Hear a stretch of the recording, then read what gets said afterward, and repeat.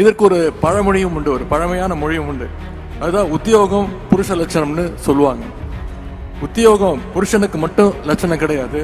இன்னைக்கு உத்தியோகம் பெண்களுக்கும் லட்சணம் அப்படிங்கிறது மாற்றி காட்டிய அரசு நம்முடைய திராவிட மாடல் அரசு.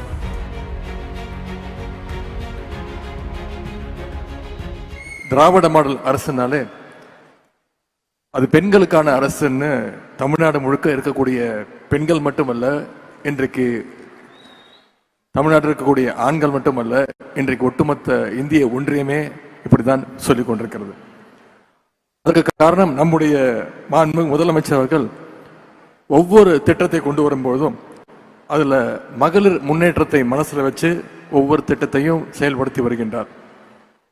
இன்னைக்கு பெண்கள் பல துறைகள்ல முன்னேறி வர்றதையும் சாதிக்கிறதையும் பார்க்கும்பொழுது நாம ஒவ்வொருத்தரும் பெருமையோடு சொல்லலாம், இதுதான் எங்கள் தமிழ்நாடு, இதுதான் எங்கள் தமிழ் பெண் அப்படின்னு பெருமையோடு சொல்லிக்கொள்ள அளவுக்கு நம்முடைய மாநிலம் இன்னைக்கு செயல்பட்டு கொண்டிருக்கிறது.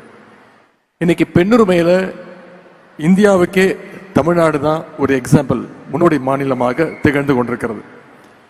இந்தியாவில் மற்ற மாநிலங்கள் எல்லாம் பெண்களுக்கு உரிமையை தரணும்னு பேசிட்டு இருந்தப்போ, உங்களுக்கு உரிமை என்பதை தாண்டி அதிகாரத்தை கொடுத்திருக்கக்கூடிய மாநிலம் தமிழ்நாடு, நம்முடைய திராவிட மாடல் அரசு, நம்முடைய முதலமைச்சர் அவர்கள். தந்தை பெரியார் கிட்ட போய் ஒரு முறை, நீங்க பெண்ணுரிமை பத்தி பேசுறீங்களே, பெண்களுக்கு என்னெல்லாம் உரிமை கொடுக்கணும்னு ஒருத்தர் கேட்டார். அதற்கு பெரியார் சொன்ன பதில் ரொம்ப சிம்பிளா சொன்னார். பெரியார், ஆணுக்கு என்னென்ன உரிமைகள் இருக்கோ அது எல்லாமே பெண்களுக்கு கிடைக்கணும் அப்படின்னு சொன்னார் பெரியார். பெண் அடிமைத்தனம் ஒழியணும்னா 2 விஷயங்கள் முதல்ல நடக்கணும்னு சொன்னார் பெரியார். ஒன்னு, பெண்களுக்கு சொத்துல சம உரிமை வேணும். இன்னொன்னு, பெண்களுக்கு கல்வியும் வேலையும் கிடைக்கணும்னு சொன்னார்.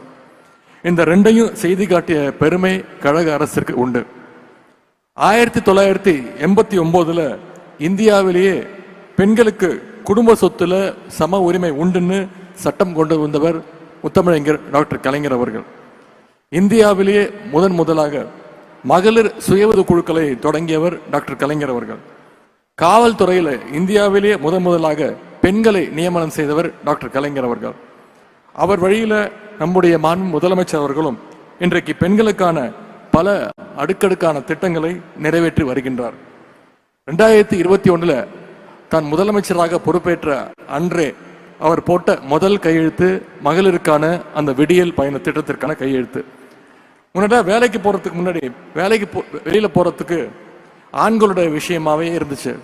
ஒரு வீட்டில் வேலை செய்யறவர்னா அந்த குடும்பத்துடைய ஆண்களாக மட்டுமே இருக்கும். பெண்களுக்கு வீட்டு வேலை செய்யறது தான் மிக முக்கியமான ஒரு வேலையா இருக்கும், மிக முக்கியமான ஒரு பொறுப்பா இருக்கும். இதற்கு ஒரு பழமொழியும் உண்டு, ஒரு பழமையான மொழியும் உண்டு. அதுதான் உத்தியோகம் புருஷ லட்சணம்னு சொல்லுவாங்க. உத்தியோகம் புருஷனுக்கு மட்டும் லட்சணம் கிடையாது. இன்னைக்கு உத்தியோகம் பெண்களுக்கும் லட்சணம் அப்படிங்கிறது மாற்றி காட்டிய அரசு நம்முடைய திராவிட மாடல் அரசு. அதனாலதான் இன்னைக்கு இந்தியா முழுவதும் ஃபேக்டரிஸ்ல வேலை பார்க்கிற பெண்கள்ல 43% பேர் தமிழ்நாட்டை சேர்ந்த பெண்கள் அப்படிங்கிற பெருமையோடு இன்னைக்கு நம்முடைய மாநிலம் செயல்பட்டு கொண்டிருக்கிறது. குடும்ப தலைவிகளுடைய உழைப்பை இந்திய வரலாற்றிலேயே முதலாக அங்கீகரிச்ச அரசு நம்முடைய திராவிட மாடல் அரசு. நம்முடைய முதலமைச்சர் அவர்கள் கொண்டு வந்த அந்த முற்போக்கான திட்டத்திற்கு பெயர் தான் கலைஞர் மகளிர் உரிமை தொகை திட்டம். நம்முடைய முதலமைச்சர் அவர்கள் அறிவிச்ச அந்த திட்டத்தை இன்னைக்கு பல மாநிலங்கள் அதை ஃபாலோ செஞ்சுட்டு இருக்காங்க. ஆனா அந்த மாநிலங்கள் எல்லாம் இதை உரிமை தொகைன்னு சொல்லல. தமிழ்நாடு மட்டும்தான் உதவி தொகையை பார்க்காம, சலுகை தொகையை பார்க்காம பெண்களுடைய உரிமையாக இந்த திட்டத்தை பார்த்துச்சு.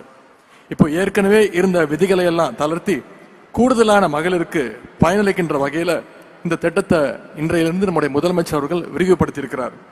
இது மட்டும் இல்லாம புதுமை பெண் திட்டம், முதலமைச்சர் காலை உணவு திட்டம், தாய்மானவர் திட்டம், தோழி விடுதிகள், மகளிர் சுயஉதவி குழுக்கள், மகளிருக்கான ஏராளமான திட்டங்களை நம்முடைய முதலமைச்சர் அவர்கள் செயல்படுத்தி இருக்கிறார்.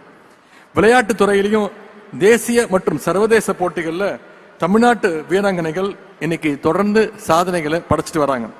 அதற்கு ஒரு சிறந்த உதாரணம் தான் இங்கே மேடையில உங்கள் முன்னே அமர்ந்திருக்கக்கூடிய என்னுடைய தங்கை துளசிமதி முருகேசன் அவர்கள். காஞ்சிபுரத்துல ஒரு ஏழ்மையான குடும்பத்துல பிறந்து மாற்றுத்திறனாளி தான் தங்கை துளசிமதி அவர்கள். தன்னோட தன்னம்பிக்கையாலும் விடாமுயற்சியாலும் இன்னைக்கு உலக அளவில் பேரா பேட்மிண்டன்ல பல்வேறு சாதனைகளை தொடர்ந்து படைச்சிட்டு வர்றாங்க தங்கை அவர்கள். சமீபத்தில் பாரிஸில் நடந்த பேரா ஒலிம்பிக்ல சில்வர் மெடல் அடிச்சு இன்னைக்கு தமிழ்நாட்டிற்கும் இந்தியாவுக்கும் பெருமை சேர்த்த தங்கை தான் துளசிமதி முருகேசன் அவர்கள். அதன் மூலமா பேரா ஒலிம்பிக்ல ஃபைனல்ஸ் வரைக்கும் போன முதல் இந்திய பேரா பேட்மிண்டன் வீராங்கனை அப்படின்ற பெருமை அவங்களுக்கு சேரும். அது மட்டும் இல்ல, நம்முடைய அரசு சார்பாக சமீபத்தில் கல்பனா சாவ்லா விருதையும் நம்முடைய முதலமைச்சர் அவர்கள் தங்கைக்கு கொடுத்திருந்தாங்க. மாற்றுத்திறனாளி என்பதை தாண்டி பலருடைய வாழ்வில் மாற்றத்தை ஏற்படுத்தும் அளவிற்கு தங்கை துளசிமதி மற்றவங்க அத்தனை பேருக்கும் நம்ம அனைவருக்கும் ஒரு ரோல் மாடல், ஒரு இன்ஸ்பிரேஷன். அவங்களுக்கு என்னுடைய வாழ்த்துக்களை நான் தெரிவித்துக் கொள்கின்றேன். அதே மாதிரி இந்த விழாவில் மரியாதைக்குரிய சமூக சேவகர் பத்மஸ்ரீ கிருஷ்ணம்மாள் ஜெகநாதன் அவர்கள் வந்திருக்கிறாங்க. 11 வயசுல தன்னுடைய சமூக பணிகளை தொடங்கிய அம்மையார் அவர்கள் இன்றைக்கு 101 வயதையும் தாண்டி நிலையிலையும் தனது கள போராட்டத்தில் அதே உறுதியோடு நிற்கின்றார். குறிப்பாக களப்போராட்டம், சட்ட போராட்டம் மூலமாக பல ஆயிரம் ஏக்கர் நிலத்தை ஒடுக்கப்பட்டோர் மகளிர் பெயரில் பெற்றுத்தந்த பெருமைக்குரியவர் தான் அம்மையார் அவர்கள். இந்தியாவில் எந்த மூலையிலும் ஒடுக்கப்பட்ட மக்கள், மகளிர் பாதிக்கப்படுகிறார்களோ அங்கெல்லாம் சென்று அவர்களுடைய உரிமைகளை இன்றும் நிலைநாட்டி வருகின்றார். அம்மையார் கிருஷ்ணம்மாள் ஜெகநாதனுடைய பணிகள் நம்ம நிச்சயம் அனைவரையும் வழிநடத்தும் என்ற நம்பிக்கை இருக்கின்றது.